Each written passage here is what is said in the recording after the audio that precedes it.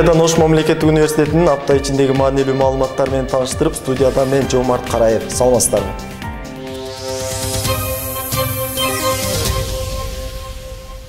Ош мамлекеттик университетинин тарбия департаменти тарабынан акыркы 10 жыл аралыгында көптөгөн алгылыктуу жана масштабтуу иштер жасалды. Ага окуу жай ичинде жүргүзүлүп жаткан тарбия багытындагы бир топ иштерди мисал келтирүүгө болот. Аталган бөлүмдү 10 жыл бою жетектеп, билим ордонун өнүгүшүнө чоң салым кошкон Бөжөнов Замирбек Сабыржанович бүгүн өз каалоосу менен кызматтан кетти. Анын буга чейинки жасаган жигердүү эмгеги үчүн окуу жай жетекчиси Исаков Канибек Абдубаситович ардак грамота менен сыйлады.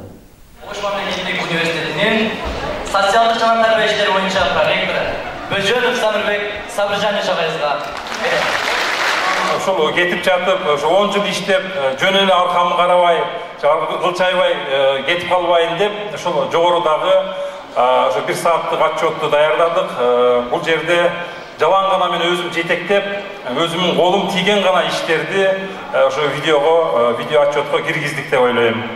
Анан эми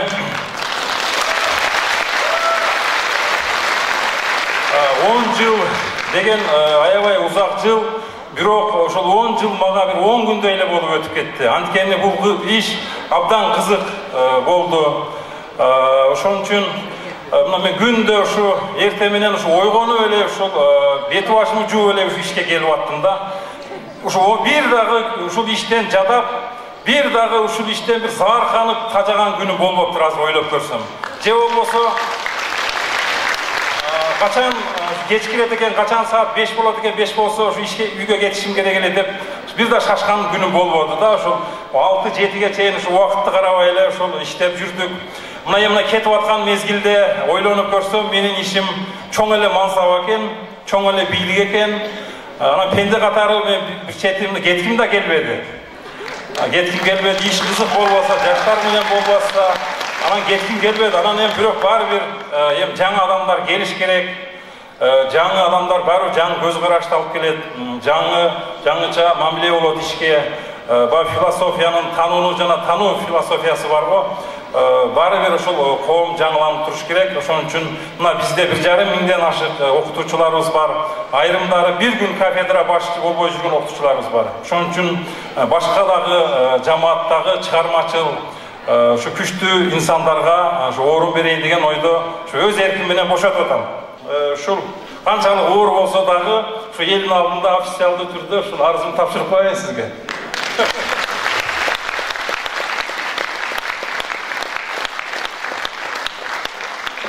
Урматтуу студенттер, урматтуу ага эжелер, мына Замирбек Сабыржанович 11 жылга жакын Ош мамлекеттик университетинин тарбиялык иштер боюнча проректор катарында, кийинчерээк социалдык жана тарбиялык иштер боюнча проректор 11 жыл деген бул айтканга оңой болгон менен канчалаган убакыт ушундай мезгилде кандай тарыхый окуялар болду өлкөбүздө, кандай коом өзүнүн рельсинен чыгып кеткен учурлар болду. Ошолордун баардыгында күнү түнү студенттер менен чогуу, ушул студенттердин тынчтыгы үчүн, булардын амандыгы үчүн күнү түнү күрөшүп жүргөн ушул 11 жылдын ичинде бул Замирбек Сабыржанович болду деп айтар элем. Ал эми мен азыр бана жарык жүздө кетемин деп Замир мына ушундай чечимге келиптир. Мен кайра сурандым, иштейли. Азыр дагы чоң саясий окуялар турат биздин башыбызда. Сенин таасириң, сенин студенттердин арасында кадыр баркың өтө жогору, тажрыйбаң, билимиң, энергияң, ой жүгүртүүң деп мен сурандым. Бирок Замирбек дагы бир багындыра турган мейкиндиктер үчүн, дагы бир аш элек бийиктиктер үчүн аракет кылсам деген бир чоң каалоосу бар. Биз дагы ага бут тосконго акыбыз жок. Мына илимий ишин Кудай буйруса жайларда жыйынтыктап атат. Андан кийин дагы бир топ мамлекеттик жана жооптуу кызматтар күтүп атат деп ойлойм. Себеби мындай тажрыйба менен биз кыргыз элинде мындай жигиттерди дайыма пайдаланып, анын тажрыйбасын элдин келечеги үчүн мүмкүн болушунчалардын энергиясын пайдаланып калганга аракет кылышыбыз керек. Анан мен бир айткым келет, мына эки эл анан ушундай арыз жазды да, бул биринчиси Борис Ельцин өзүнүн арызын жаңы жылдын алдында Путинге жазып, анан Россиянын элин сактап, жаңы бир мураскерди алып келди. Бүгүн мына Замирбек Сабиржанович дагы куда ошондой эле арызын өз ыктыяры менен жазып, башкаларга үлгү болоюн деп атат да, өрнөк болоюн. Баарыңар эле кызмат үчүн жабышып жата бербей, эртең бир башка аймакты, башка бир мейкиндиктер үчүн аракет кылсак деген ой ошон үчүн мен 2005-2006 жылдарда чейин мен да Ош университетинде тарбиялык иштер боюнча проректор болдум. 6 жыл 7-ге жакын. Андан кийин мен да кеттим Тош гуманитардык педагогикалык институтуна. Андан кийин Замирбек мына 2-3 ректор менен ушул тармакта иштешип, анан эң башкысы мына бүгүн иш-чаралардын мазмуну, көлөмү, анын масштабы жөнүндө эмне деп гана айтсак болот. Ар бир иш-чара жөнүндө жарым мүнөттөн көрсөткөндө деле 1 саатка жакын убакыт болуптур. Ушунун бардыгы жаштар үчүн, биздин кыргыз улан кыздар үчүн болду. 11 жылда 11 муун университетти бүтүп кетти. 11 муун жаңы студенттер келди. Анан эң башкысы бул тарбиялык иштер боюнча проректор, бул баягы байлык, бийлик, акча топтой турган кызмат эмес, бул жаштар менен иштей турган. Бирок бул жерде эң жакшы нерсе өмүр бою ошол чогуу жаштар менен, жаштыктын энергиясы менен, жаштыктын романтикасы менен, жаштыктын духу менен жашай турган, ошонун бир канааттанып алып жашай турган кызмат деп айтар элем. Эгерде ким тарбиялык иштер боюнча проректор болгон болсо, анын келечеги жакшы болот, себеби ал ошол идеялар менен жашап өмүр бою ошол боюнча, ошол принципте калат экен да. Ошон үчүн мен Замирбекке, мына сиздердин алдыңыздарда, урматтуу студент достор, келечеги кең болушун каалаймын, зоолосу зор болушун каалаймын. Кандай кырдаал, кандай мезгил болбосун, кыргыз элинин алдында жүзү жарык болсун. Дайыма ушул университет менен, Ош мамлекеттик университети менен чогуу болсун. Жана университетибиздин дагы мындан кийинки тагдырына, турмушуна өзүнүн бараандуу салымын кошот деп мен Кудай Тааладан да тилеймин. Замирбекке да сиздердин атыңыздардан бир жылуу сөзүмдү айтып койгонсо айтыңыздар.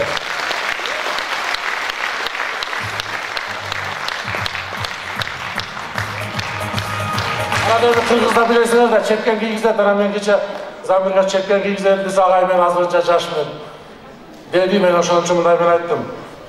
Чет өлкөлүктөр буну модерн калпак деп коет, жаңы заманбап калпак кийгизип, бир Замирбекке дайыма төбөсү бийик болсун. Биз анын мына бүгүн мен бир нерсеге таң калдым. Замир мына Ош университетинде ушул аралыктагы жаштар комитетинин төрагалары, омбудсмендер булардын эң начары Ошто жүрөт да.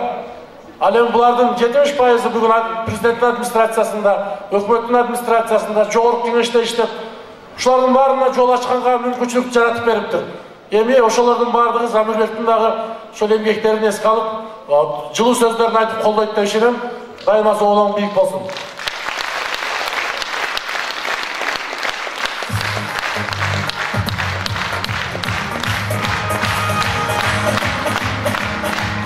Ошондой эле Ош мамлекеттик университетинин ушул 11 жыл иштеп, Замир айтат, мен Ош университетинин ардак грамотасын албапмын. Мен дагы бир топ жолу республикалык сыйлыктарга көрсөтсөм, жок, мен буга кызыкпаймын. Мен ушул ишимден канааттанып алсам, жаштардын бир келечегине жол ачсам, ошол мен үчүн сыйлык деп жүрдү. Бирок ага карабастан биз бүгүн мына билим берүү, тарбиялоо, коомдук иштердеги көп жылдык үзүрлүү эмгеги үчүн Ош мамлекеттик университетинин социалдык жана тарбия иштери боюнча проректору Бөжөнов Замирбек Сабиржанович Ош мамлекеттик университетинин ардак грамотасы менен биздин эң чоң сыйлыгыбыз менен сыйланат.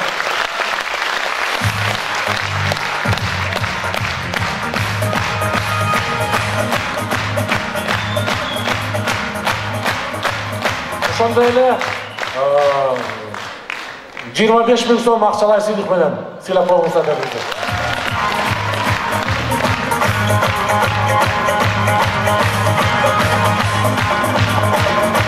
Тарбия департаментинин буга чейинки аткарган иштери боюнча Бөжөнов Замирбек Сабыржанович жалпы студенттердин жана окуу жай кызматкерлеринин алдында 10 жылдык отчетун берди. Иш-чара Ош улуттук драма театрында өткөрүлдү. Анда назарыңыздарды 10 жылдык отчетко бурабыз. Ош мамлекеттик университетинин акыркы 10 жылдагы тарбиялык иштери. Ош мамлекеттик университети Кыргызстанда эле эмес, Борбордук Азиядагы эң чоң окуу жайлардын бири. Мисалы, Казак улуттук университетинде 20 000, Ташкент мамлекеттик университетинде 11 000, Тажик улуттук университетинде 23 000, Түркмөн мамлекеттик университетинде 5 000 студент билим алышса, ал эми биздин Ош мамлекеттик университетинде 27 000 студент окуйт. Мына ушундай көп студент билим алган университеттин акыркы 10 жылдагы тарбиялык иштерин Бөжөнов Самирбек Сабыржанович 2005 жылдын октябрь айынан ректордун студенттик иштер боюнча жардамчысы, 2008 жылдан тартып тарбия департаментинин директору, 2016 жылдан социалдык жана тарбия иштери боюнча проректору кызматтарын аркылоо менен бирге жетектеп келди.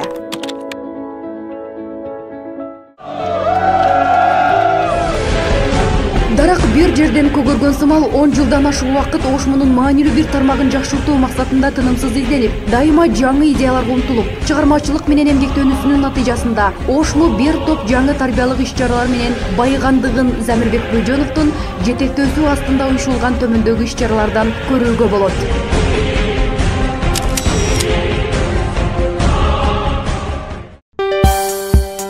Тарбия иштеринин нормативдик укуктук документтер менен камсыздалышы. Университеттеги тарбия ишин системалуу жүргүзүп, окуу жайда бирдиктүү тарбия саясатын ишке ашыруу үчүн алгач тарбия иштерин жөнгө салуучу бир катар төмөндөгүдөй нормативдик укуктук жоболор, усулдук көрсөтмөлөр педагогика илиминин талаптарына ылайыкталып, айрымдарын жаңыдан, кээ бирлерин жаңы заманга шайкеш келтирип, Замирбек Бөжөнов тарабынан кайрадан кеңейтилип, иштелип чыккан. Алар Ош мунун тарбия иштери боюнча концепциясы 2006 жылы, декандын тарбия иштери боюнча орун басарлары жөнүндө жобо, студенттик тайпалардын кураторлору жөнүндө жобо, студенттик тайпалардын кураторлоруна көрсөтмө, тарбия иштери боюнча эстеткич, куратордук журнал, студенттик тайпаларда тарбиялык иштерди жүргүзүүнүн болжолдуу планы, жаштар комитети жөнүндө жобо, студенттик акыйкатчысы жөнүндө жобо, старосталар жөнүндө жобо, жатаканалар жөнүндө жобо, маданий массалык, интеллектуалдык, спорттук иш-чаралардын жоболору, тарбия иштерине стимул берүүчү сынактардын жоболору. Карл Маркстын теория элдин калың катмарына жетмейинче ал материалдык күчкө айлана албайт деген сыңары жогоруда аталган нормативдик документтер 2006-2010 жылдар аралыгында жазылып, кийинчерээк тарбия иштери боюнча документтердин жыйнагы деген аталыштагы басылмага бириктирилип, университетте тарбия жаатында иш алып барган кызматкерлерге 400 нускада таратылган. Муну менен университетте тарбия саясатын бирдиктүү жүргүзүүгө карата багыт алып, ошону менен бирге тарбия иштерин мыйзам чегинде педагогика илимине ылайык уюштурууга жана жакшыртууга нормативдик шарт түзүлдү. Тарбия иштерине стимул берүүчү иш-аракеттер. Ар кандай ишке алга жылдыруунун эки жолу бар деп айтканда Наполеон. Бири коркутуу жолу, талап кылуу жолу, экинчиси кызыкчылыгын ойготуп коюу жолу деген да. Биз аларды жөн эле ушу талап кыла берип, милдетиңерди аткаргыла деп эле талап кыла бербестен, аларды ушундай атайын бир жобо иштеп чыгып, мына эгерде силер жакшы иштесеңер, жыл бою жакшы иштей турган болсоңор, жылдын аягында мына ушундай силерди жакшы сыйлык күтүп турат. Эс алуу жайларына барасыңар, мына Кытайга окууга барасыңар, же болсо ошол командировкага барасыңар, же болсо мындай бир акчалуу байгелүү сыйлыктар бар. Ошон үчүн жакшы иштегиле деген ошол алга болгон умтулдуруучу бул сыйлык. Ошол максатта уюштурулган.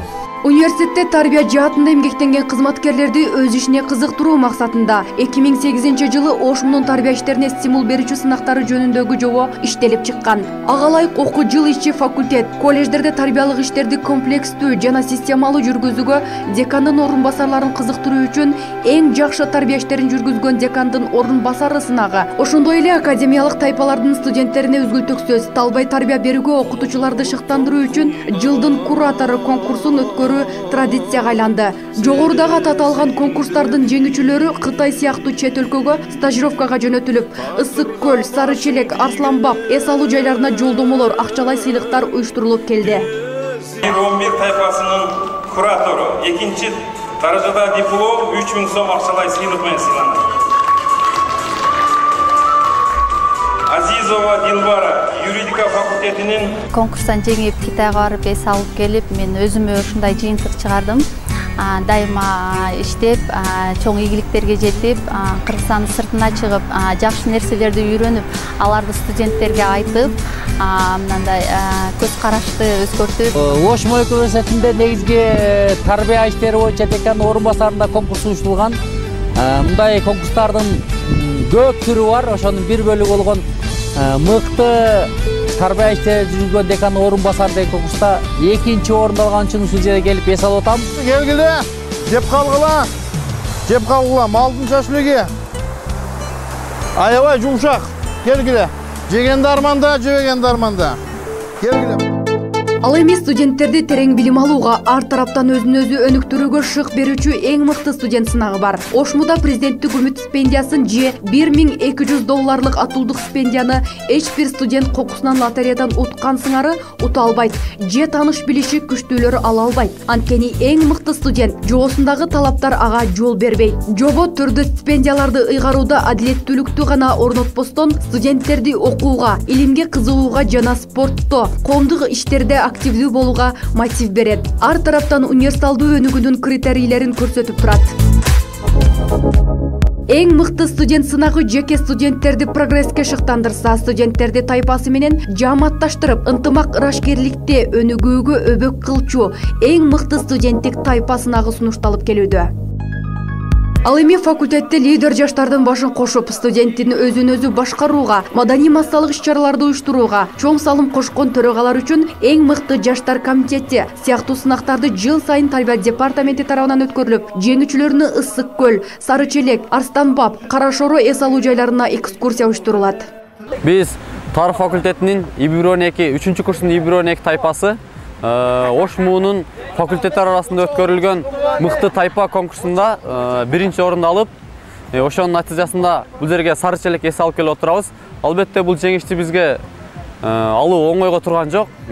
Биздин группа негизинен факультетте университеттик деңгээлде өткөрүлгөн ар кандай коомдук, маданий жана илимий иш-чараларда өздөрүнүн ар дайым активдүүлүгүн көрсөтүп келишкен.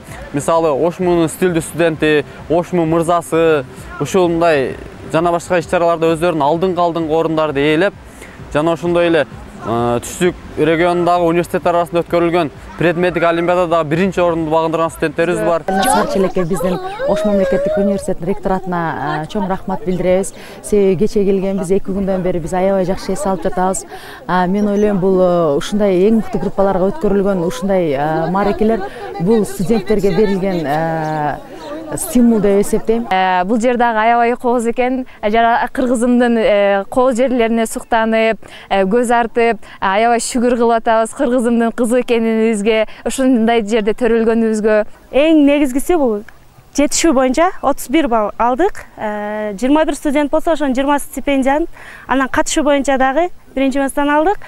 Анан дагы эң негизгиси бул жаштар комитети ошо саясат жагынан иштегендерге 10 балл алып, юридика факультетинин СРБ 1-12 группасынан 1-мынстага озуп кеттик. Ош мамлекеттик университетинин студенттери Арсланбап эс алуу борборунда болуп келишти. Эс алуу 2 күндүк түзүлгөн план боюнча жүрүп, тарбия иштери боюнча департаментинин директору Самирбек Бөжөновдун жетекчилиги астында болуп өттү. Монастаны предметтерин өткөздүк.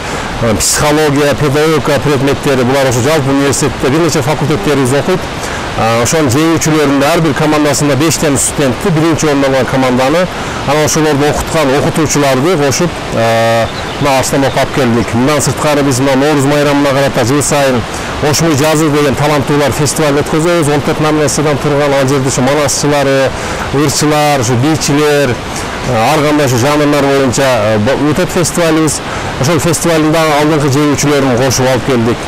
Андан сырткары ошол эле Нооруз майрамында улуттук күрөш боюнча 7-8 салмактын түрүнөн бизде күрөш өтөт. Ошол күрөштүн дагы 1-нчи орунду алган палван студенттерибизди мына кошуп алып келдик. Окутуучуларга жана студенттерге стимул берүү муну менен эле бүтпөйт. Окуунун, эмгектин мыктыларын жамаат алдында атын атап, кадырын көтөрүп, даңкын чыгаруу алардын андан арыда окуп иштөөсүнө моралдык дем күч берери айныгыс чындык. Ошон үчүн диплом, грамота, мактоо баракчалары, акчалай сыйлыктарды тапшыруу өзүнчө алжемдүү иш-чара катары уюштурулат. Мисалы, студенттер үчүн эң баалуу майрам деп эсептелген 17 ноябрь эл аралык студенттер күнүндө Ош шаарындагы эң чоң театрда отличниктер слетун уюштуруп, окумуштуулар кеңештин стипендианттарын, жылдын мыктыларын сахнага чыгарып даңазалоо салтка айланган. Алдыңкы бүтүрүүчүлөрдү даңазалоо жана аларга университет тарабынан нормация көрсөтүү максатында тарбия департаменти тарабынан 2 жылдан бери бүтүрүү кечеси өткөрүлүп келет. Бүтүрүү кечесине артыкчылык менен аяктаган студенттер, декандар, ошону менен бирге ата-энелер да келип катышты. Бул жылы окуу жайды 8297 студент бүтүрүп жаткан болсо, алардын ичинен 325 артыкчылык диплому менен аяктады. 4 президенттик, 7 атуулдук стипендиясына ээ болушту.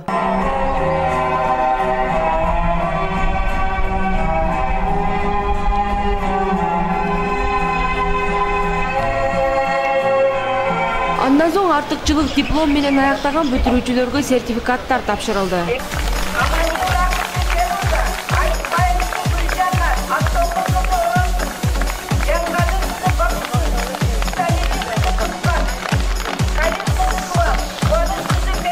Бүтүрүүчүлөр ошмуга болгон жылуу сезимдерин, эсте калаарлык көз ирмемдерин, студенттик курактын акыркы күндөрүн өткөрүп, бир жагынан өкүнүп, бир жагынан сыймыктанып жаткандыктарын билдиришти. Мана эң сонунда жогорку деңгээлде мана бизнести чагылышпайбыз. Бул жерге ошол маданий коомдук массалык иш-чараларга катышып, ошол университетке ошол 6 жыл бою кызмат кылганым үчүн келдим го деп ойлойм. Кубанычым колума батпай турат. Рахмат, ушул жерде окуткан бүтпөй атып мугалимдерге ыраазычылыгымды билдирем. Ошол бардык бүтүрүүчүлөргө ийгилик каалайм. Биринчиден абдан толкунуп турам, анткени бүгүн мынакей университетти 5 жылдык окууну аяктап, өзгөчө ушу колубуздан келишинче ата-эненин, окутуучулардын жардамында мынакей артыкчылык диплом менен аяктап атам. Эң негизгиси ата-энеме ушул мени билим берген жалпы окутуучулук курамга ыраазычылыгымды билдирем.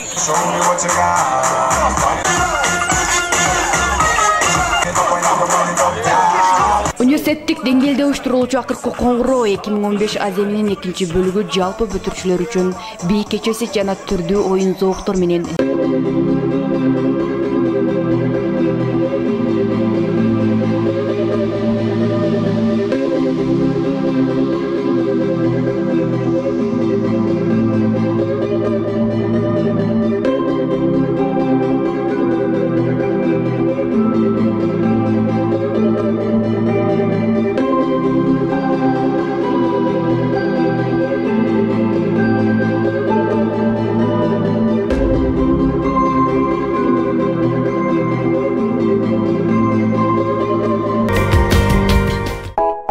Университетте жакшы окуп жаткан студенттердин айылдагы мектептерине, ата-энелерине окуу жылынын аягында ректордун атынан ыраазычылык каттарын жөнөтүү да салтка айландырылган. Ош мунун окумуштуу педагогторуна карата болгон шаардыктардын, студент жаштардын урматтоо мамилесин калыптандыруу максатында Оштогу жарнамалык түркүктөргө мындай окумуштуу илимпоздордун билим тарбиясын алуу биз үчүн сыймык деген ары тарбиялык, ары стимул берүүчү баннерлери эбак илинип башталган. Ошмуда куратордук жумуш аткарган окутуучуларга кошумча эмгек маяна төлөп берүү демилгеси Замирбек Бөжөнов тарабынан көтөрүлүп, 2013 жылдан баштап университеттин 800дөн ашуун кураторлоруна ай сайын кошумча айлык стимул катары төлөнө баштады. Тарбия иштерин байыткан жаңы иш-чаралар. Ош мунун идеалдуу түгөйлөрү конкурсу. Сендейсің жәлілік аламда, оқшоштырам асмандағы жылдызға, бирок сенин аппақ сұлу жүзіңі тең келе албайт жанып тұрған жылдызға.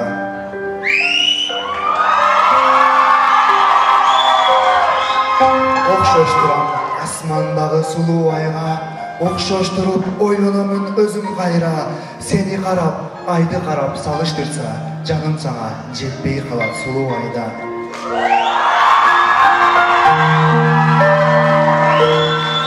Қансе дағы бардыңнан сұлуға деп, бір өзімді салыштыран күнге теңеп, күн да сендей қызды көрер замат, уялғандан бұлыттарға келіп кетеді.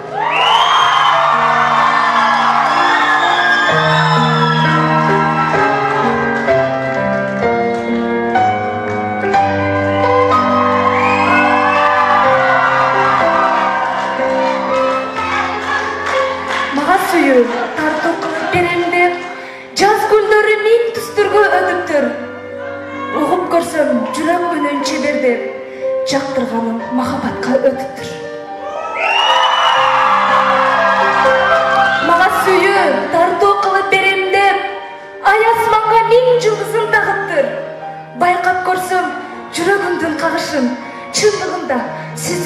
калыптыр.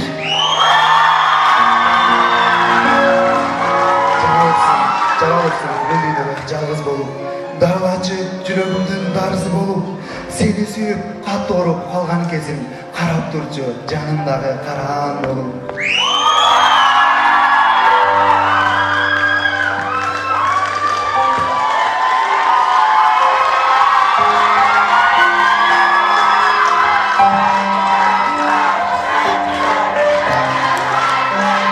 Siz tarafmasa bırılat sanalar, süygün жүрөк bir-birine barabar.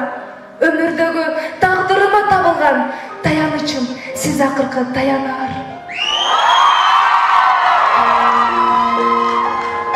Сүйөм сени, сен да мени сүйөсүң.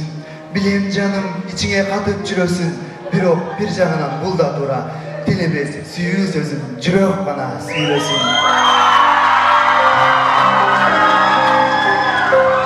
Мен сени сүйөм.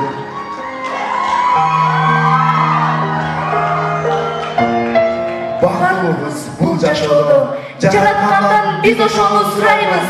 Ордобузда алууланган махаббат өчпөс экен түбөлүккө ылайым.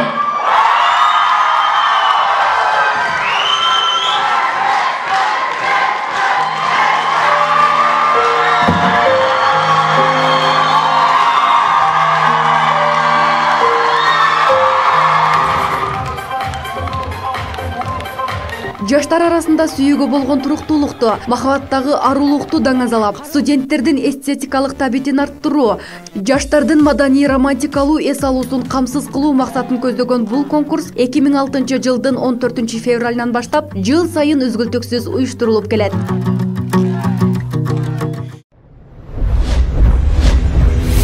Бирдүү студент сынагы.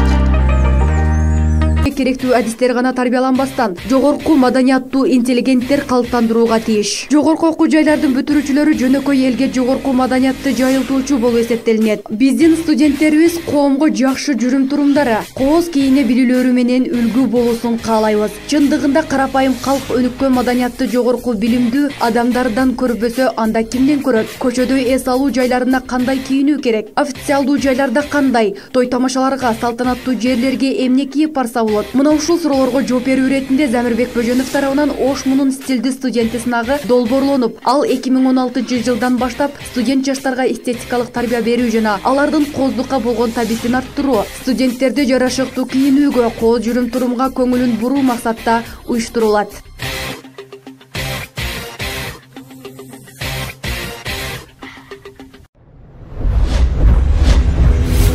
Окутуучулар обон созгондо маанайшат кароо сынагы.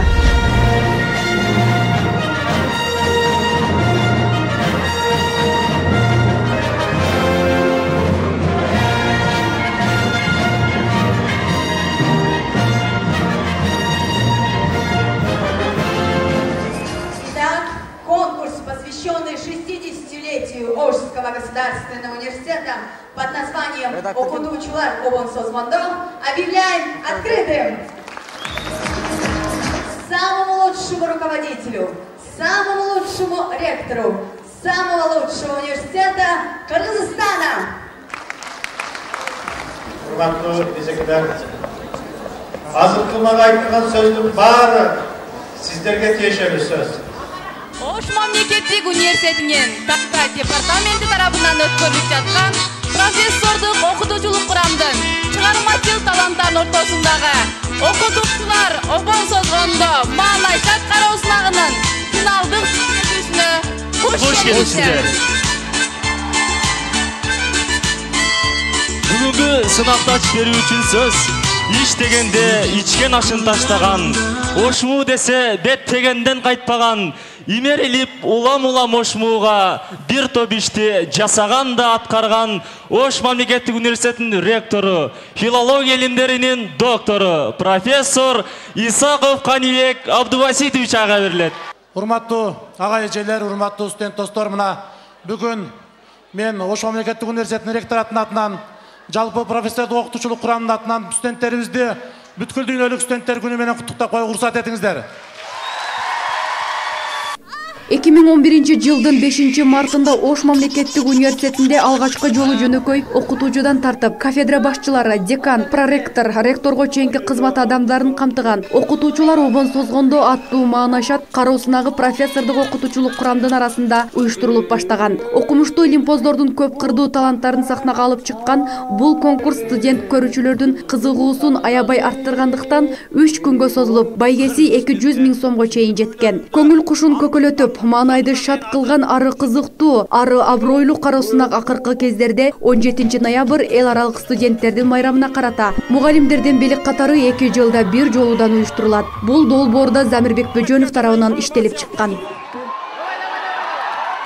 7, 58, 9, 60.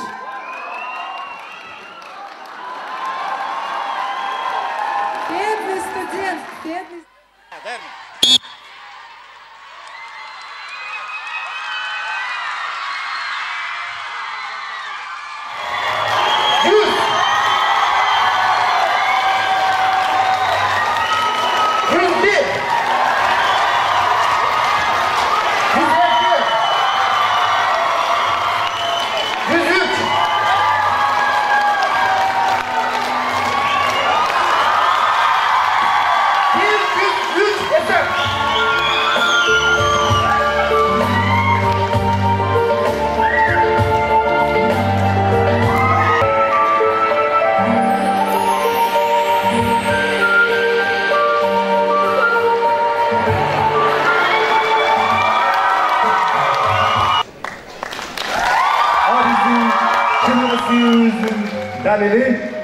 Eliza.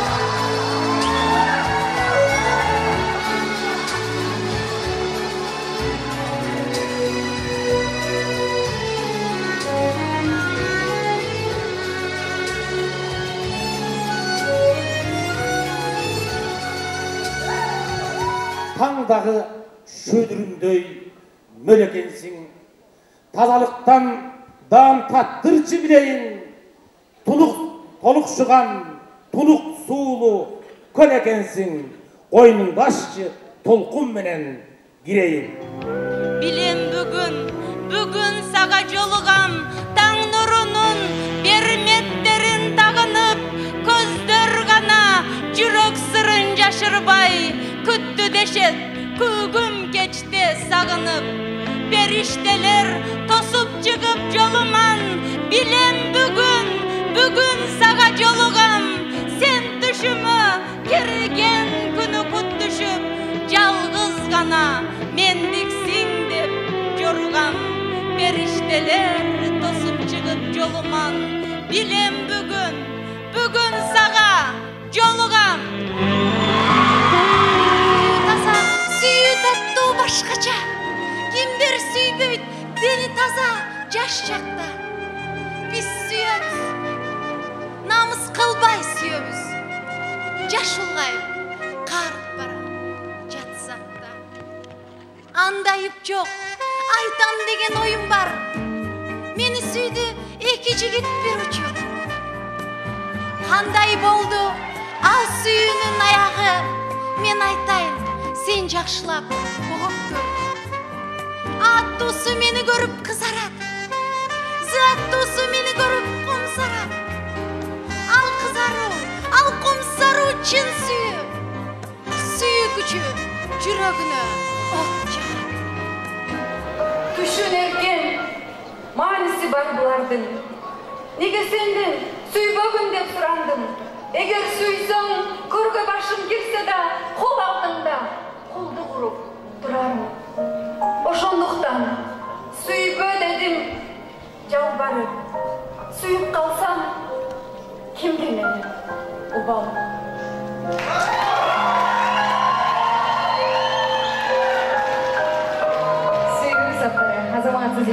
Бул жашоодо жаза баспадым, жанымды жеп жалган айтпадым, тоскоолдуктары тоодой тосто да ак жолумдан бирок кайтпадым.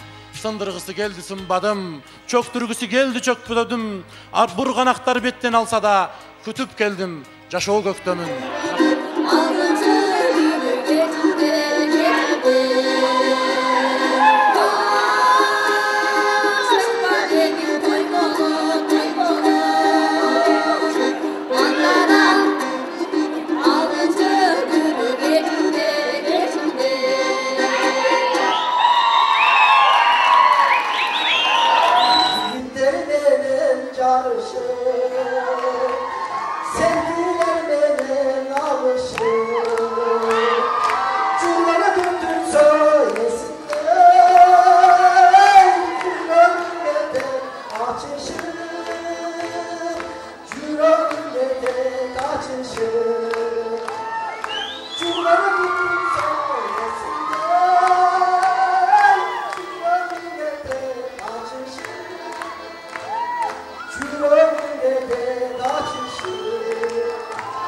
Üzüңe tüsse başkanın olayın tarkat yaşanın oşular sağarnalar ay Cemal ay Cemal gelçi arbağın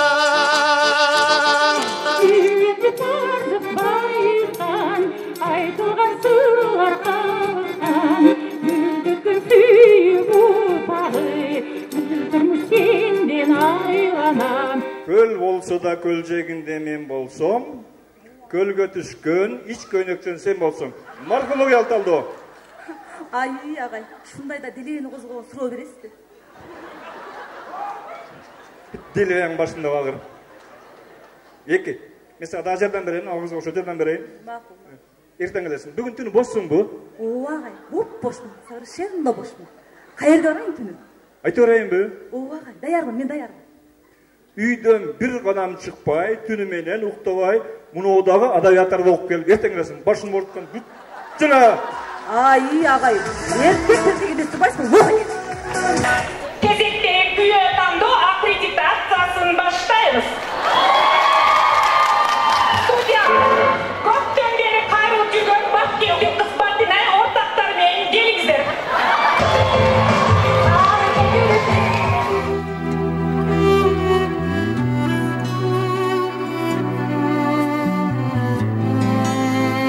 Менде олау.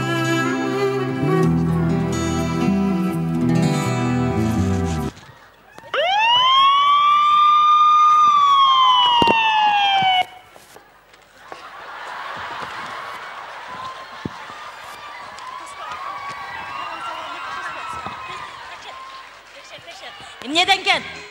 История болезін қарағылам. Неден кетіп? 6 сааттан еніміз толтыра журналда болбайтып бол. Дамқыратын чақыр, дамқыратын тез-тез. Қағылып кетейіндер, айланайындар. Бұл менік болшы да маңға тиешеліктен болшы. Тыныштаныңыз, болған әрекетті қылауыз. Ептеп түрелте беріңіздер, ептеп. Шырақ тұрыңыз, болған әрекетті Кетел апасын ақшасын алып қоймадым. Ай.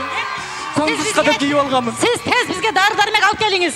45 сомнан зачет деген таблетка бар, 90 сомнан экзамен деген укол ал. Тез алып келіңіз. Рахмат, азырақ келем. Электрошокты береміз. Тез-тез. 1, 2, 3. 1, 2, 3. 1, 2, Ағылып кетейіндер. 3. Айла бар бұ дек, айла бар бұ. Кирилкен айла бар бұ. Болмады. Емне қылсам болады? Айтып қалсы қағылып кетейін. Кетел ақшасын алып қойып отырмын біле. Ең күшті клиника бар. Отдел кадр деген. Ошоға апарасыз. Айтпадым беле, айтып салыптар, айтпадым беле. Ey, айтпадым беле, айтып салыптар. Келесо бергелчи. Тиги арбак айтып жатпайбы, эки көзүм менен көрдүм. Тиги чынаш айтты деп атпайбы? Нени? Ey, нени? Нени? Мези жок, тырмаган төбөңө чейин сеники карын. Ой, нени айтып? Ey, кечеги ашта отургандардын бардыгын айтып салыптар. Мен айтпадым аны. Дагы эле жеткен жок. Сен айтпадыңбы? Анда буну тиги кутулку айтканга, кутулку айткан. Не болду?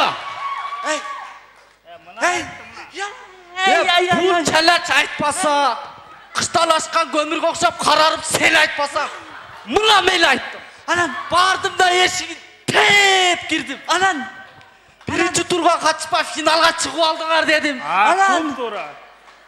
Университеттен алдым буркуратып, обедте балык курсиңерге дедим. Эң тура. Анан агентти өчүрүп салдыңар дедим.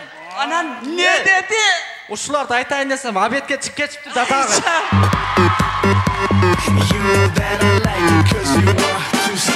Балам. Не? Балам, бул сен мектепте үйрөткөн эмеспи? Не? Улууларга орун бер деп. Айткан? Анан не отурасың? Азыр каникулда. Массаж. Массаж. Массаж.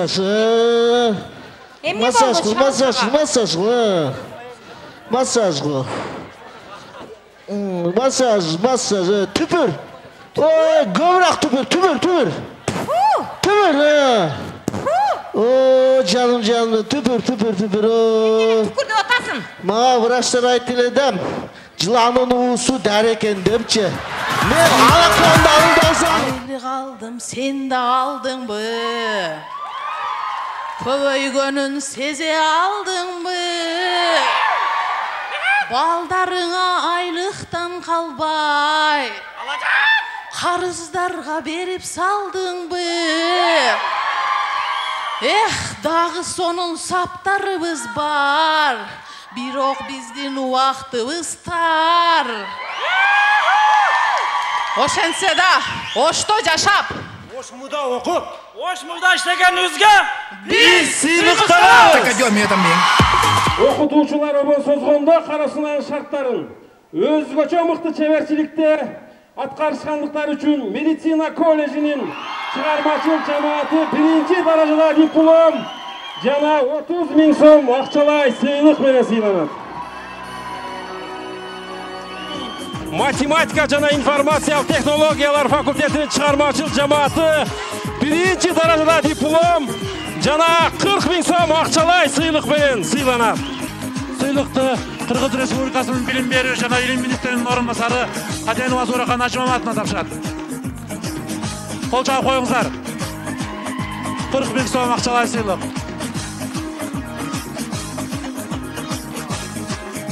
Урматтуу бүгүнкү конкурстук 1-даражада диплом менен математика жана информациялык технологиялар факультетинин чыгармачыл жамааты 1-даражадагы диплом 50 000 сом акчалай сыйлык менен сыйланышат. Сыйлыгыңыздар кут болсун, азаматсыздар, студенттер. Дагы бир рет майрамда. Сыйлыгыңыздар кут болсун. МИД факультети барбалыңыздар. Студенттер балдарга боорукердик иш-чарасы. Баланын бары бакыт, балалуу үй базар, баласыз үй мазар.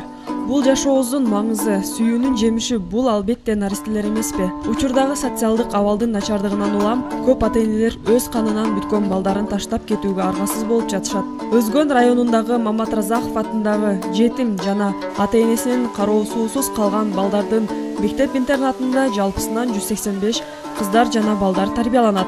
Мамлекет тарабынан каржыланган боорукердик үйүндө балдар кадимки балдардай эле шартта жашайт. Бирок аларга ар бир балага энеси мээримин төккөндөй тарбиялоочулары ар бирине көңүл бурууга жетишишпейт. Балдар биздин келечегибиз. Балдар үйүндө тарбияланып жатышкан балдар, кыздар аябай тартынчак түнт болушат. Алардын татыктуу тарбия алып, келечекте коомго аралашуусу үчүн, өзүнүн келечегине ишениши үчүн алдына максат коюусу үчүн мындай эс алуу балдар менен жолугушуулар өз пайдасын тийгизет. Табият койнунда балдарды алып келүү идеясын Ош мамлекеттик университетинин проректору Бөжөнов Замир агай ойлоп, уюштуруу иштерин өз колуна алган.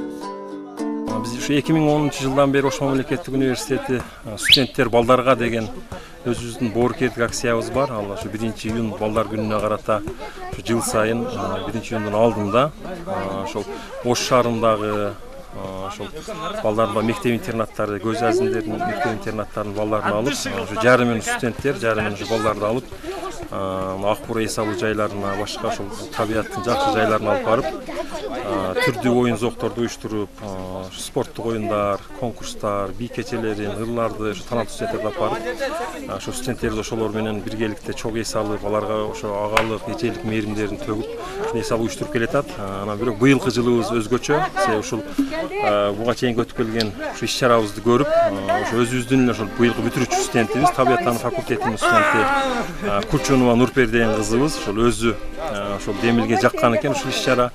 Ушул иш-чара жагып, ушул иш-чараны быйыл Сары Челекке, ошол Өзгөн районундагы Мырзаке айылындагы Марат Разаков атындагы жетим жана ата-энеси жок, ата-энесинин кароосу жок балдардын мектеп интернатына алып, мына 2 күндөн бери ушул табияттын ошо жакшы коюнунда ошол студенттер менен биргеликте ошол улуу отторду жагып, ошо суунун боюнда ошо ырдап, бийлеп, түрдүү даамдарды сызып, ошо чогуу ошо бир ага туугандай болуп, ошол боорукер сезимдерин көрсөтүп атат. Ошо биздин мүмкүнчүлүктөн пайдаланып, ошол Кучунова Нурпери кызыбызга ошо ыраазычылык билдирип кетебиз. Ушул иш-чара окуучуларыбызга дагы, ошо студенттерибизге аябай тарбиялык мааниси зор болду деп ойлойм. Бул жашоодо топтогон байлык, бийлик бир күнү калат. Бирок жасалган сооп иштер адамдын көзү өтсө да, аны түбөлүккө ээрчип, жакшы адам эле деген сөз калтырат. Кучунова Нурпери Орусияда эмгектенген кадимки мигрант. 10 жылдан бери өз ырыскысын Москва шаарында таап келет. Анын демөөрчүүлүгү менен балдар Сары Челек көлүндө эс алып, көңүл черин жазып, күнүмдүк окшош жашоосун бактылуу көз ирмемдерге бөлөп, аз да болсо мээримге бөлөнүп келишти. Менин да турмушумда өтө оор нерселер болгон, башыман өткөн. Мен ошол нерселердин негизинде ошол балдарды жардам көрсөтөйүн деп жүргөмүн өзүм. Анан ошол Замир Божонов агайдын кылып жүргөн иштерин көрүп калып, Ош муунун атынан ушундай жаш балдарга ар жыл сайын өткөрүшөт экен. Анан ошону көрүп былтыр көрүп агайга айттым, мен каржылап берейин агай деп. 185 баланын арасынан 20 бала Сары Челек көлүнө 2 күнгө эс алууга келишти. Аларга Ош мамлекеттик университетинин музыкалык факультетинин таланттуу студенттери ырдап бийлеп беришип, көңүлүн алышты. Балдардын арасынан да таланттар арбын болуп, келечектеги максаттарын студенттерге айтышып, алар менен сырдашып, бир туугандай болуп маектешип жатышты. Студенттер ырдашып, ар бири бирден балдарды жетелешип, алардын максаттарын угушуп, алар менен пикир алышып, өз бир тууганындай камкордук кылып жүрүштү. Сары Челектин кооздугуна суктанып, балдар кубанып, сүрөткө түшүп, рахмат айтып жатышты. 2 күндүк эс алуунун бир күнү жолго кетти. Ошентсе да Кыргыздын кереметтүү кооз жерлерин атайын унаадан токтоп, балдарга көрсөтүп айтып берип жаттык. Балдарды ата-энелери таштап кетсе да, ата-энелерин мактап, даңктап ырдашып, үй бүлөсү жөнүндө кеп кылып жатышты. Ама кеп кайда мен кайда, атылуу ташысы кайда, убакыт өтпөй табышма, уктабай түндө дабайга. Ой Азамат, кол чабалар болсо. 2 күн, 2 түн балдар менен бирге болуп, алар бизге көнө түшүптүр. Алгачкы күндөрү сүйлөбөй алыстап жатышса, коштошууга аз калганда колдорубузду бекем кармап, дагы келиңиздер деп суранышты. Ал эми биз аларга жакшы окуп, ден соолукта болушун каалап, албетте келебиз деп сөз берип кайттык. Кеп каражатта эмес, кеп көңүл бурууда. Балдардын ушунчалык мээримге зар болгону көздөрүнөн билинип, алар кайдадыр бир жака кусалуу көзү менен карап, кимдир бирөөнү күтүп жатканы билинип жатты. Кесипке багыт берүүчү иш-чаралар.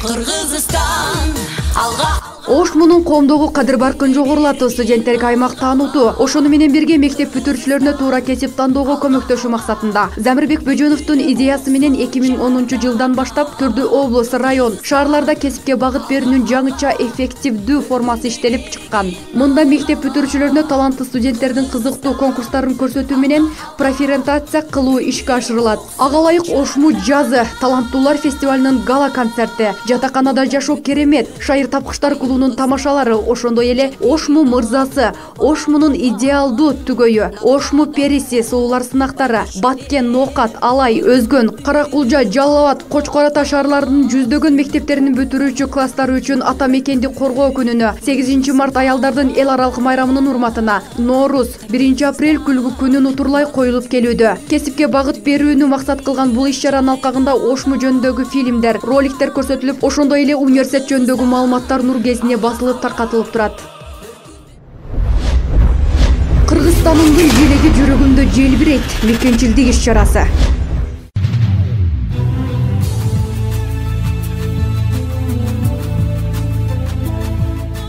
Студент жаштарда Кыргыз Республикасынын атрибуттарын урматтоо, сезимдерин калыптандыруу, аларды патриоттуулукка тарбиялоо максатында жыл сайын 3 март күнү Кыргызстанымдын желеги жүрөгүмдө желбирейт мекенчилдик иш-чарасы уюштурулуп келет. Бул күнү эрте менен Ошмунун ар бир факультетинин, коллеждин окуу имаратынын короосунда профессордук окутуучулук курам менен студенттер үчүн жалпы салтанаттуу жыйын уюштурулуп, Кыргыз Республикасынын желеги жөнүндө кыскача тарыхый, философиялык баяндама жасалып, куттуктоолор айтылат. Өзгөчө университетибиздин башкы имаратында Кыргыз Республикасынын гимни хор менен ырдалып, мамлекетибиздин желеги бийик көтөрүлүп, желбирегенин көргөн соң Ошмунун профессордук окутуучулук курамы жана студенттери Кыргыз элинин мекенчилдик ырларынын коштоосунда келем үстүндө Кыргыз Республикасынын желегине тизе бүгүп, таазим көрсөтүшүп, андан кийин гана сабактарга киришет. Мындай мекенчилдик жөрөлгө Ошмуда 2012 жылдан бери уланууда.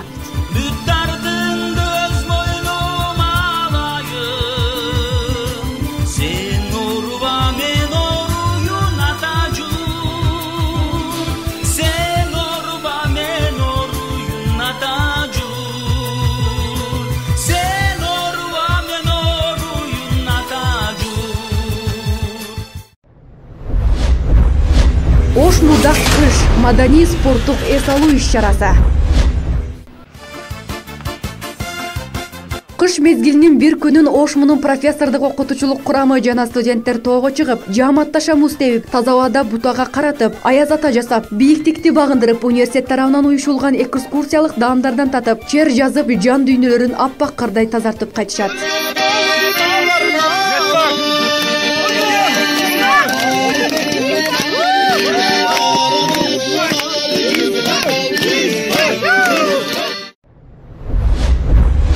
Ошмунун 75 жылдык мааракеси, жылдыздар бизди куттукташат. 2014 жылдын 24 октябрь күнү Ош шаарынын Борбордук стадиону 10 миңден ашуун адамга толуп турду. Адамдардын жүзүндө майрамдык маанай, айланада түрдүү лозунгтар, чакырыктар. Кыргызстандын, Ошмунун туулары стадиондун айланасына кыдырата илинип, желектер жүрөк желбиретип, мекенчилдик ырлардын коштоосу андан бетер патриоттук сезимдерди ойготот. Ортодо аппак сахна. Мына ушулардын баары ордолуу Оштун эшиги, орошон билим бешиги болгон Ошмунун ак тоюн 75 жылдык мааракесин белгилөө үчүн уюшулган болуучу. Эгер 30 000 жамааты бар Ошму мында юбилейди өзүнүн 300 орундук концерттик залында өткөзгөн болсо, анда ал проректор, декан, кафедра башчылары, сыйлык алуучулар жана куттуктоо үчүн келген коноктор менен гана толуп, калган карапайым окутуучулар менен кылкылдаган студенттер сыртта калышмак. Ошон үчүн 75 жылдык мааракени жамааттын ар бир мүчөсү майрамдап, ал тургай шаардыктарда көп болсун деген ой менен юбилейге арналган иш-чаралардын бир бөлүгү Замирбек Бөжөновдун идеясы жана баштан аяк уюштуруусу астында стадиондо өткөндүгүн сөз оролу келгенде айта кетүү калыстык болор. Ошентип Борбордук стадион шанга бөлөнүп, алгач Кыргызстан менен Ошмунун желегин желбиретип, окуу жайдын герпин жана мааракин кут болсун Ошму деген лозунгуларды көтөргөн жаштардын коштоосунда Ошмунун жааматынын салтанаттуу парадын баштап ректор Каныбек Исаков жетектеген ректораттын өкүлдөрү, экс-ректор Бектемир Мурзыбраимов улаган ардагер окумуштуу илимпоздор, факультеттер, коллеждер, түрдүү департамент, борборлор, жаштар, стипендианттар, спорттун жеңүүчүлөрү жана ушундай эле Зирек балдар бакчасына чейинки университет мектептин 40тан ашуун структурасынын жүрүшү менен салтанат башталды. Кыргызстандын белгилүү ырчы айым мырзаларынын катышуусундагы Жылдыздар бизди куттукташат аттуу шоу программаны Ош мунун сыймыктуу бүтүрүүчүлөрү Жанар Акаев, Лунара Мамытова, Космос Чыдынов менен биргеликте LFM радиосунун диджеи Бийке Бегимай, Ош мунун мыкты алып баруучусу Нурлан Райымбек уулу көрүүчүлөрдүн купулуна толгудай шаңдуу алып барып жатышты. Ал эми Ош мунун жааматын куттуктап кыргыздын шоу-бизнес жылдыздары Бекборбиев, Бисова, Султан Садралиев, Гүлзада Рыскулова, Ильяс Абдразаков, Анжелика Добр, Эмиль Балтагулов, Айгерим Расул кызы Өсөр Эшматов, Жумагүл Райымжан кызы Айпери Кулбаева, Түмөнбай Колдошов, Самара Каримова, Нурмат Садыров, Нурлан Баеков, Данияр Эрматов жана башка бир топ ырчы мырза айымдар ыр белектерин сунушту. Мааракеге арналган концерттик программа көз жоосун алган фейерверктер менен жыйынтыкталды. Ынтымак кербени.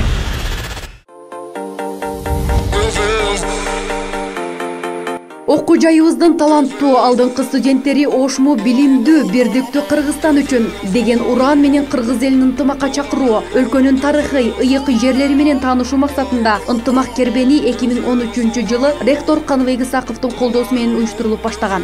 Ош шаарынын Сулайман тоосунан башталган ынтымак кербени Жалал Абад областында улантылып, андан соң Талас облусунун Манас Ордо комплекси менен кенен таанышканча ата-бабалардын салтын улай түлөө өткөзүп, түнөк кылышат. Кербендин кийинки сапары Суусамыр жайлоосунда студенттердин түрдүү оюн зоокторду ойноп, улуттук даамдарды сызып, бир аз тыныгып алгандан кийин Бишкек шаарын көздөй бет алышат. Ал жерден Ата Бейит мемориалдык комплексинде өткөн кылымдын 37-жылдары шейит кеткен бабаларыбыздын, жазуучу Чыңгыз Айтматовдун жана апрель окуясынын арбактарына арнап Куран окууну адатка айландырышкан. Сүйүктүү Кыргызстаныбыздын тарыхый, ыйык жайларына болгон патриоттук экскурсия андан ары Ысык көл облусунун Рух Ордо сыяктуу маданий жайларын аралап, Түп районундагы Ош мунун Үмүт пансионатында жагымдуу эс алуу менен аяктайт. Ынтымак кербенини алгач 2013 жылы 20 студент чыкса, 2014 жылы 60, 2015 жылы 80, 2016 жылы 92 студентке көйгөн. Акыркы 4 жыл ичинде кербенге кошулган жалпы 250дөн ашын студент өлкөбүздүн башка аймагындагы ыйык жерлерди көрүп, мекендин бүтүндүгүн, ыйыктыгын сезсин, бул сезимдерин башка достору менен бөлүшсүн. Аймактардын жаштары бири-бири менен пикир алышып, түшүнбөстүктөр жоюлсун, ынтымак чыңдалсын деген ой менен сапарды уюштуруп келишет. Ынтымак кербенинин курамы университеттеги тарбия ишине жакындан жардам берген таланттуу алдыңкы студенттерден түзүлгөн. Алар жаштар комитетинин мүчөлөрү, жатаканалардын студенттик кеңештери, студенттик омбудсмендер, эң мыкты тайпа сынагында 1-орунду жеңген студенттер, Ошму мырзасы, Ошму периси, Ошмунун стилди студенти, Ошмунун идеалдуу түгөйлөрү сынактарынын катышуучулары. Тарых жана маданият жылы жаңы иш-чаралардын башаты. Студенттик театр. 2016 жылдагы тарых жана маданият жылы окуу жайда бир топ жаңы иш-чараларды жаратууга түрткү берди. Ага ылайык Ошмунун тарбия департаментинин директору Замирбек Бөжөнов тарабынан төмөндөгүдөй жаңы демилгелер иштелип чыккан. Маселен, көптөн бери токтоп калган студенттик театрды кайрадан түзүп, Ошмунун таланттуу студенттери менен кымбаттуу Зейне Белековна деген тарбиялык мааниси бар жаңы спектакль бардык факультеттерге көрсөтүлдү. Ар бир тайпа бийлейт.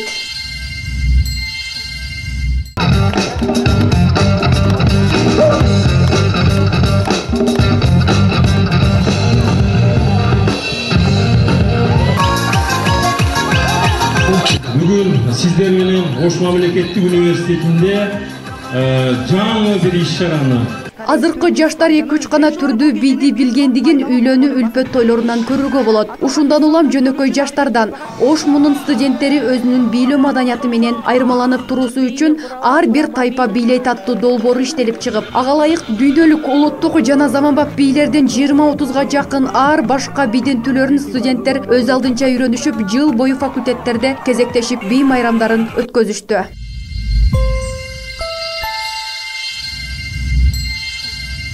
Окуу жайда алгачкы жолу ачык асман алдында китеп түнү китептер көргөзмөсү уюштурулду. Бул иш-чара 2016 жыл тарых жана маданият жылына карата тарбия департаменти жана илимий китепкананын жааматы менен биргеликте ишке ашырылды. Университетте тарых жана маданият жылына карата Ошмуда китеп түнү жана Ошмунун ачык асман алдында китепканасынын ачылуу аземи болуп өттү. Алгач окуу жайдын илимий китепканасынын жалпы жааматы тарабынан башкы имараттын оң тарабына дүйнөлүк жана кыргыз көркөм адабияттарынын көргөзмөсү.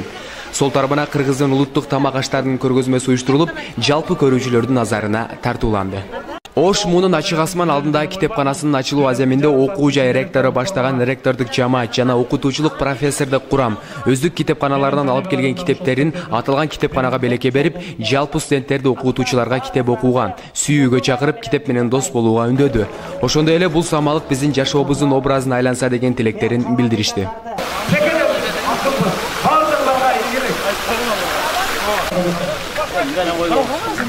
Эми мындан ары бул текчелерге коюлган китептер дайым китеп окуйм, китеп менен достошом, дүйнө таанымымды кеңейтем деген инсандар үчүн кызмат кыла бермекчи. Сүдүрөлүп артыңда. Түнү окумда бүтмөгеле кай жумуш. Иш болсо күндүз эле чапсың да.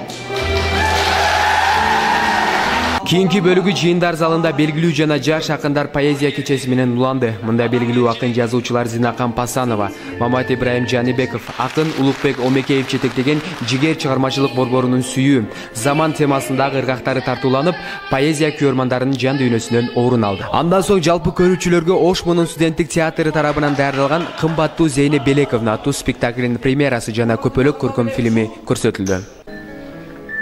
Зейне Белековна, Машиналарыңыздың жүрегін жүресіз. Саат қанша болғанын білесіз бе? Эң мыкты окурмандар тайпасы. Белгилүү болгондой, бир топ жаштар керели кечки интернет чукулап, социалдык тармактарда ошактан колу бошобой калгандары да бар. Студенттерибиздин өзүнүн адистик билимине тиешелүү гана китептер менен чектебестен, маданият жылында адабиятты да эстен чыгарбай, көркөм адабияттарды да массалык окутууга кызыктыруу ниети менен эң мыкты окурмандар тайпасы адабият сынагы жарыяланды. Февралдан баштап бүгүнкү күнгө чейин окуп, мына ошо конкурска келип өздөрү айтып берет. Группада мисалы үчүн 20 студент болгон болсо, 20-сы 20 башка көркөм адабиятты айтып берет да. Мисалы үчүн бирөө Спартакты айтып берет, бирөө Сынган кылычты айтып берет, бирөө Кар заманды айтып бериши мүмкүн. Ошонун мазмуну кандай окуган атайын комиссия түзүлгөн. Комиссия ошол университет боюнча 3 тайпаны мыкты тайпа деп табат. Биринчи орун тайпага алганга Сары Челекке куратору менен ошо тайпадагы бардык студенттерге жолдомо беребиз. Экинчи орунга Арсланбапка жолдомо, ошол тайпанын студенттерине, кураторуна. Үчүнчү орун Кара Шоро, биздин ошол табиаты кооз жерлерге ошо Кара Шорого жолдомо беребиз. Андан кийин көргөзмө уюштурган себеби мына бизде бир айдан кийин азыр саналуу күндөрдөн кийин жайкы каникулга кетет 3 айга. Ошо каникулда ошол китеп көргөзмөдөн өздөрүнө жаккан китептерди тандап алып, жайкы каникулду бекер өткөзбөстөн көркөм адабият окуп өткөзсүн деген ойдо ошол идеялык тарбиялык мааниси бар кылып ошондой уюштурдук. Албетте сынак жарыялоо менен эле студенттерди кара жапырт китеп окууга тартуу реалдуу болбогондуктан, алгач табияты кооз жайларга кызыктыруучу жолдомолор бериле тургандыгы тарбия департаменти тарабынан атайын жобо катар иштелип чыгып, бардык структураларга жыл башында таратылган эле. Бабалар салтын сактайбыз жана студенттик Сармерден. Өзгөчөлүгү каада салттарды биз атайын жоба иштеп чыкканбыз. Ар бир группа бирден каада салт көрсөтсүн деген. Ошол кыргыз филологиясы менен тарых факультетинин группалары бирден каада салтты көрсөтүп атат бүгүн. Себеби ошол унутта калган каада салттарыбызды кийинки буунга жеткизиш максатында. Студенттерди этнопедагогиканын негизинде тарбиялоо, кыргыз элинин каада салттарын кийинки муундарга жеткирүү, каада салттардын тарбиялык философиялык мазмунун ачып берүү зарылдыгынан улам бул кенемтени толтуруу үчүн атайын театралдаштырып, факультеттерди коюуну талап кылган Бабалар салтын сактайбыз жана студенттик Сармерден улуттук оюн зоок кечеси университетте өткөзүлүп баштады. Максат студенттер элибиздин баалуулуктарын улай жүрүштүн деген гана ой. Сармерден жаштар оюну элибизде илгертен бар болгону менен университетте көп ойлоно берилбейт болчу. Мухаммед мырза, ордуңуздан туруп койсоңуз, могул биздин жигитибиз кара тоору жигит болгону менен өзү кара болгону менен жүрөгү ак болот. Албетте биздин сыйкайган сулуулар турганда сиздерге каттай эмне бар я? Анда эмесе сиздерден экиден жум болуп деп атасыздар, сиздердин жум кыргыздарга бизден бирөө эле жооп берет. Кеттик Мухаммед мырза.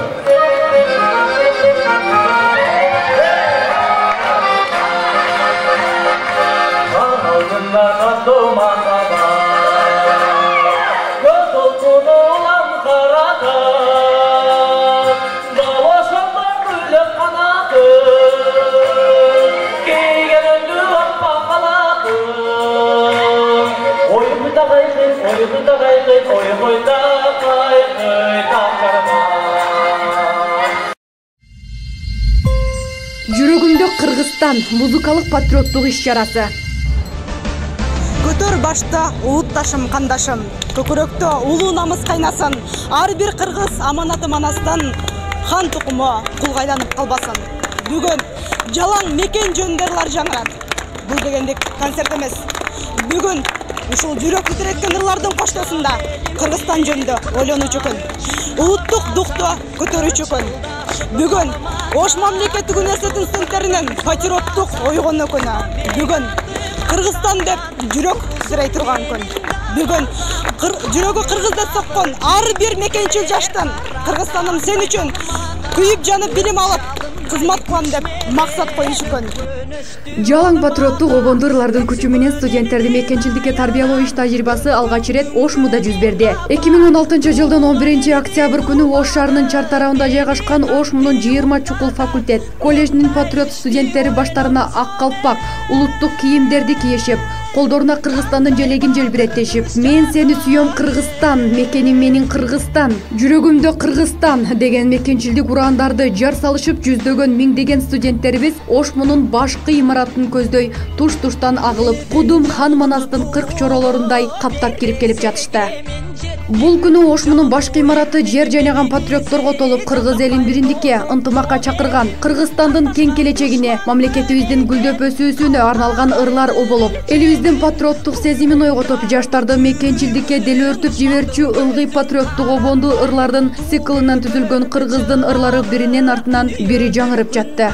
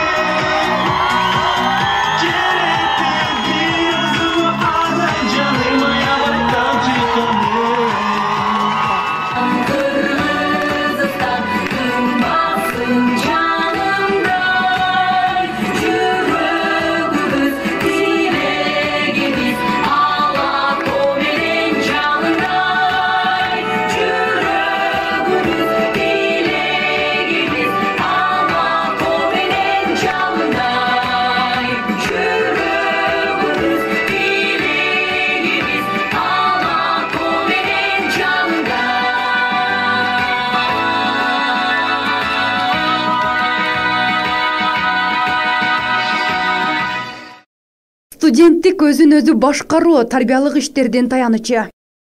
Университетте жана факультет коллеждерде тарбиялык маданий массалык иштерди уюштурууда студенттик өзүн-өзү башкаруу органдары жакындан жардам берип, зор таяныч болуп келишүүдө. Ошмуда жаштар комитетин, студенттик акыйкатчылары жана жатаканадагы студенттердин кеңештери жаштар өздөрү тандап, шайлап алуусуна шарт түзүлгөн. Акыркы 10 жыл аралыгында Ошмудагы жаштар комитетинин төрагасы кызматына аркалашкан төмөндөгү лидерлерге ыраазычылык билдирүү менен тарых үчүн алар төрагалык кылган жылдарды эске сала кетели. Алмаматов Бактыбек 2005 жыл 1 ноябрдан 10 декабрга чейин. Сарыбаев Эрмек 2005-2006 жылдардын 15 декабрынан февралга чейин. Абдрахманов Оенбек 2006-2009 жылдары. Арстанов Сабыр 2009 жыл март-декабрь айлары. Досматов Камчыбек 2009-2010 жылдардын 12 декабрынан августуна чейин. Ибрагим Улуу Аскат 2010-2011 жылдардын сентябрдан февралга чейин. Турганбаев Артур 2011 жылы 26 февралдан сентябрга чейин. Маликов Алтынбек 2011-2013 жылдары сентябрдан сентябрга чейин. Абылкасым Улуу Канат 2013-2015 жылдары сентябрдан сентябрга чейин. Маткалыков Азретали 2015 жылдын сентябрынан бери Ошмунун жаштар комитетинин төрагасы. Ал эми студенттик омбудсмен аппараттын жетектегендер. Ормонов Эрнис 2005-2006 жылдары, Толтоев Эрнис 2007-2008 жылдары, Арген Нуров 2009 жылы, Ахмадалиев Алмаз 2010-2011 жылдары, Жеңишбек Улуу Аскар 2012-2013 жылдары, Акбаралиев Өмүрбек 2013-2015 жылдары, Кубанычбек Улуу Нурсултан 2015 жылдын сентябрынан бери омбудсмен болуп иштеп келүүдө. Ошмунун салтка айланган иш-чаралары. Ошму 80 жылга чукул тарыхы бар түптүү окуу жай. Ушул жылдар аралыгында студенттерди тарбиялоодо болобу, коомдук турмушта болобу, жылдан жылга, муундан муунга мурас катары калтырып келген өзүнүн баалуулуктары, традициялык иш-чаралары бар. Акыркы 10 жыл аралыгында ошол салттуу иш-чаралардын келемтесин кемитпей, андан ары өркүндөтүп, мазмундук көркөмдүк деңгээли жакшыртылып гана келди. Мисалы, ректордук бал, жаңы жылдык оюн-зоок кечеси. Жыл тугушуп жаткан мезгилде университеттин жетекчилиги эски жылдагы иштерге саресеп салып, келе жаткан жылда аткарылуучу иштерге студенттик жаамат менен биргеликте тилек кылчу жаңы жылдык көгүлтүр от оюн-зоок иш-чарасы 2006 жылдын 27 декабрынан баштап ректордук бал деген аталыш менен башкача форматта алгач Ошмунун баш имаратындагы чоң актылык залында, кийинчерээк калоочулар көбөйгөндүгүнө байланыштуу шаардын эң чоң рестораны Олигархта өткөздүү традицияга айланган. Ошму жазы таланттуулар фестивали. Студенттердин республикалык Алато жазы фестивали бир нече жыл уюшулбай токтоп калгандыгына байланыштуу. Аны Ош мамлекеттик университетинде кайрадан жандандыруу максатында 2007 жылдан бери Ошму жазы деген ат менен жыл сайын март айында туруктуу өткөзүлүп, фестивалдын гала концерти Нооруз майрамында шаарлыктарга тартууланып келе жатат. Фестиваль кыргыз элинин улуттук музыка өнөрлөрүн жаштар арасында өнүктүрүүдө, ошону менен бирге студенттердин көңүлүн көркөм адабиятка, искусствого бурууда жана окуу жайдагы таланттуу студенттерди эл алдына чыгарып, алардын жөндөм шыктарын өстүрүүдө зор мааниге ээ. Шайыр тапкычтар клубу. Турмуштук көйгөйлөрдү, терс көрүнүштөрдү азил тамаша менен коомчулукка чагылдырып, студенттердин юмордук сезимдерин өстүрүү максатында жыл сайын факультеттер аралык КВН 3 күнгө созулуп, байге фонду 60 000 сомго чейин коюлуп келүүдө. Ал эми жатаканалар ортосунда жатаканада жашоо керемет деген аталышта 1 апрель күлкү күнүндө уюштуруу салтка айланган. Брейринг интеллектуалдык таймашы. Студенттик чөйрөдө билимдүүлүктү жана билимдүү студенттерди даңазалоо, ошондой эле терең билим алууга кызыктыруу үчүн жыл сайын манас таануу, тарых, психология, педагогика предметтери боюнча факультеттер коллеж аралык брейринг интеллектуалдык таймашы үзгүлтүксүз уюштурулуп келе жатат. Ал эми 1 орунду жеңген командалардын мүчөлөрү окуткан окутуучуларына Арсланбаб пансионатына жолдомолор акыркы 5 жылдан бери берилүүдө. Ошму мырзасы сынагы.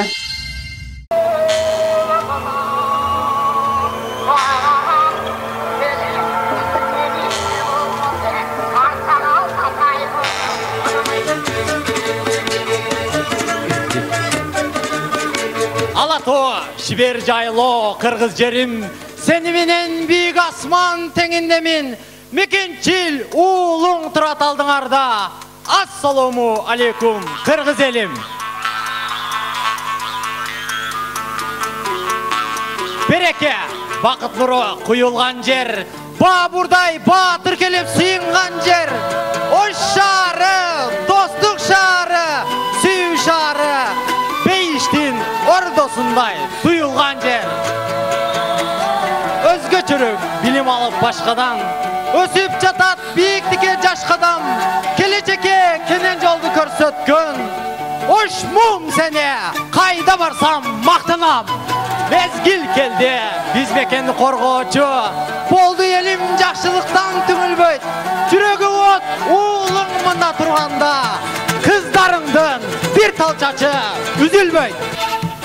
Кыргызстан менин уюк мекеним, кылыматтап, гүлдөп турган кезегиң, күтүп турат мындан кызык келечек. Дагы жарат жеңиштердин неченин.